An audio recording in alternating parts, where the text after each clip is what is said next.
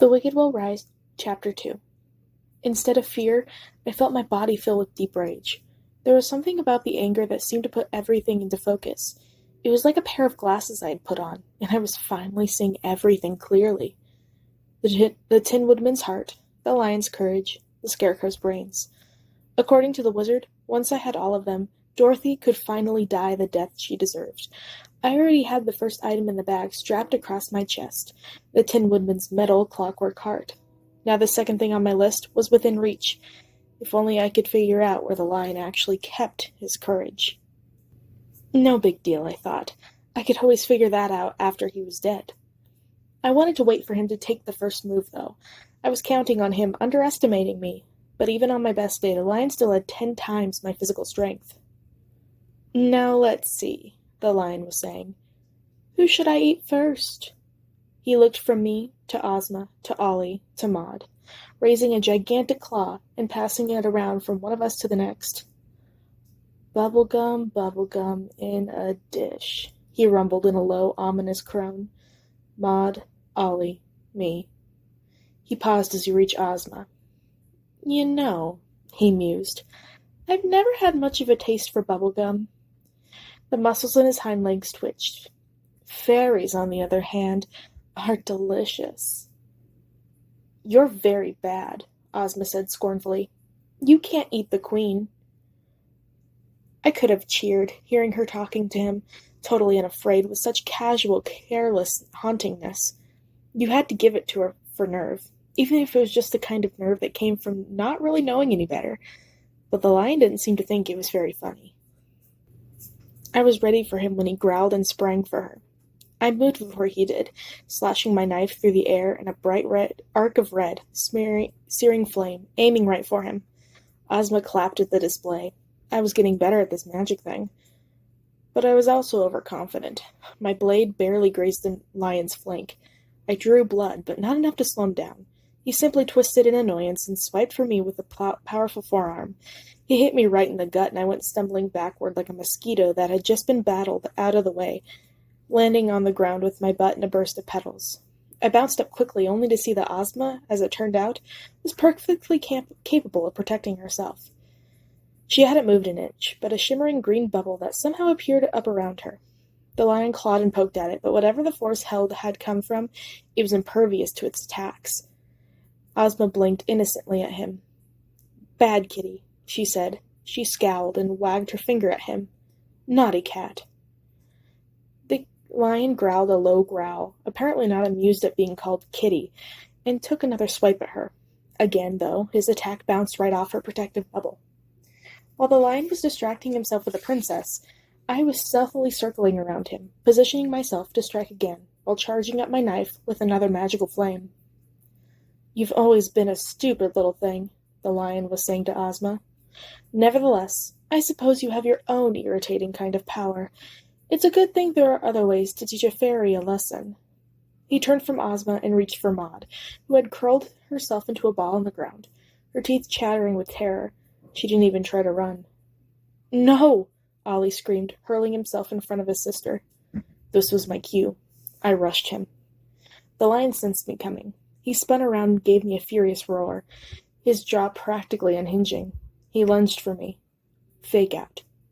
Just as he was about to grab me, I flipped myself backward into the air and blinked myself behind him, my teleportation spell reversing any momentum as I landed on my back. I grabbed a hank of his mane in my fist and pulled hard, yanking his head backward. I've been wanting to do this for a while, I said through gritted teeth, using every ounce of strength I had to slash my burning blade across his exposed throat. I cringed at the sound of his flesh hissing under my weapon's white-hot heat, but somewhere deep down, I found myself surprised at how used to this kind of violence I'd already gotten, and how easily it came to me. As the lion howled, I felt some kind of pleasure in his pain. I pushed it aside, but it was there. I felt the teeniest glimmer of a smile on the corner of my lips. The lion bucked and shook wildly, and I hung on to his mane for dear life, thinking of my mom's friend Bambi Plunkett, who had once won $500 riding in a mechanical bull of the Raging Stallion on Halifax Avenue. Unfortunately, I quickly discovered that I wasn't going to be crowned queen of the rodeo anytime soon. As the lion desperately tried to shake me, I felt my hold on his mane begin to slip. He jumped into the air, and we landed with a force that shook the ground, flowers flying everywhere. As he gave one last powerful shudder, I lost my grip and tumbled off him, my head cracking against the ground. My vision blurred. In a flurry of fur and fangs, the lion pounced, the weight of his body crushing my legs as he pinned my arm with his paws. "You're a courageous little one," he purred, pushing his face just inches from mine. "I must admit it, I didn't expect it from you." He licked his chops. "We'll have to change that, won't we?" A trickle of blood made its way from his throat down his fur and onto my shirt, and I saw that the cut across his throat was really just a surface wound. I'd barely hurt him. This wasn't going as well as I thought it would. I tried to blink myself from out under him, but my head was still throbbing from the fall I'd just taken, and as hard as I tried, I found that I couldn't quite summon the magic for it. Then, before I could decide what to do next, I heard a squeal. Out of the corner of my eye, I saw something white streak through the grass as Star scurried by, and I felt the lion's weight on my body lighten as he leaned over and shot a paw out. "No!" I screamed, suddenly realizing what was coming, but there was nothing I could do. He had grabbed my rat by the tail, and she wiggled and screeched as he held her over my face. "Dorothy wants you alive, brave little Amy," he said. "And while I haven't decided yet whether to let her have her way this time, in the meantime, this one will make a nice appetizer." The lion snapped his jaws open. Star's final scream sounded almost human as he dangled her over his toothy, gaping maw. First the fear left her, and went streaming from her trembling body into the lion's open mouth in a wispy burst like a puff of smoke from a cigarette. Then she was still, looking down at me with wide, placid eyes. There wasn't much left of her, but at least I knew that she wasn't afraid when she died. The lion dropped her into his mouth and chomped hard. A trickle of blood made its way down his chin. "Not very filling," he said with a laugh. "But I hear rats are actually a delicacy in some parts in Oz." He paused and licked a stray bit of my poor dead rat's white fur from his lips. "Now, I've made a decision. On to the main course." "No," I said. As something strange came over me, I felt more lucid than ever, like the volume had been turned up in all of my senses. I felt like I was looking down on myself, watching the scene unfold from somewhere far away. Wrong fucking move. With that, I blinked myself out of his clutches. The lion lurched in surprise and twisted around to face me where I was now standing, a few yards away, my back to the trees. He pawed at the ground. Somewhere in my peripheral vision, somewhere on the edge of my consciousness, I saw that Ollie and Maud were both clinging to Ozma under the protection of her bubble. They were safe, but I hardly cared anymore.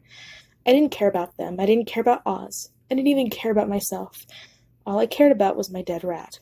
That stupid little rat was the last connection I had to home. In some ways, she was the only friend I had left. She had made it through Dorothy's dungeons with me. She had helped me survive. Now she was gone. The lion had eaten her as easily as a marshmallow, Easter peep.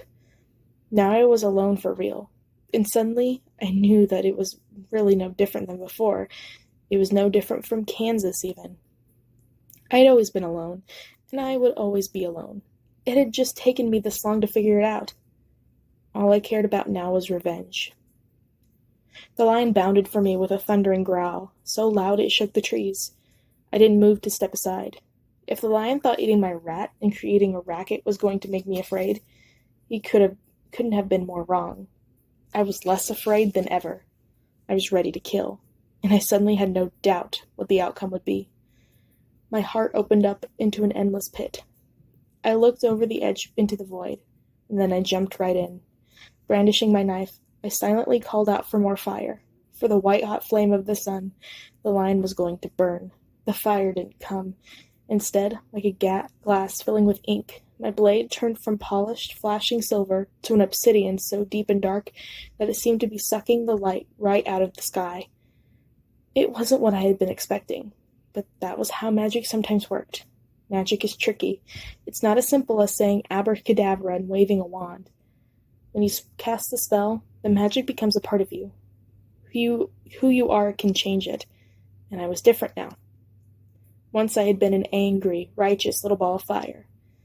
Now I was something else. But what?